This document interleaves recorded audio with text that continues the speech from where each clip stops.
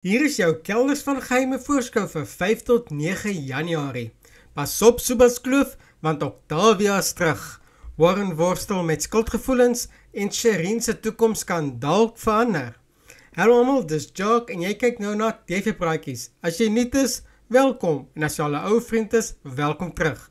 Moenie vergeet om by die kanaal in te teken nie. Julle het daarvoor gevra en nou is dit hier. Kelders van geheime se voorskou sal ook nou by TV praatjies aansluit. Hoop julle geniet dit, so kom ons spring sommer dadelik weg. Maandag 5 Januarie 2026. Choppy se ongemak met Crystal onder dieselfde dak is heel duidelik, maar Hermine se woede teenoor Octavia is selfs nog meer duideliker. Octavia is vasbeslote dat haar sogenaamde goeie dade nie ongesien sal verbygaan nie. Debelie staan voor 'n lewensveranderende besluit, terwyl Joey se gesondheid en Shireen se liefdeslewe die susters verder uitmekaar dryf. Warren word oorval met skuldgevoelens oor alles waardeur Shireen moet gaan. Dinsdag 6 Januarie 2026. Octavia Maree is terug, groter en gevaarliker as ooit, op haar geliefde Subatskloof, en sy sorg dat almal dit weet, veral haar sakevernoot. 'n enorme geheim word met CJ gedeel.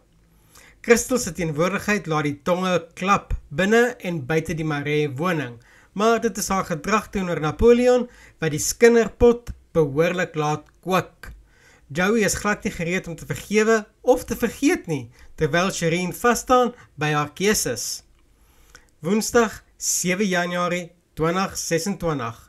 'n brief op die kombuistafel wag vir Shireen, een wat haar hele toekoms kan verander. Octavia se slinkse plan word egter vinnig deur Edmund gestuit en 'n woedende Octavia rig haar frustrasie op Veronique uit. Choppy vertrou Crystal glad nie en laat per ongeluk iets glip wat hy gedink het almal reeds weet. Intussen word Junior se loyaliteit ernstig bevraagteken. Donderdag 8 Januarie 2026. Crystal konfronteer Choppy oor sy losmond, terwyl Octavia vir Veronique wys hoe gevaarlik sy kan wees wanneer sy haar sin wil hê.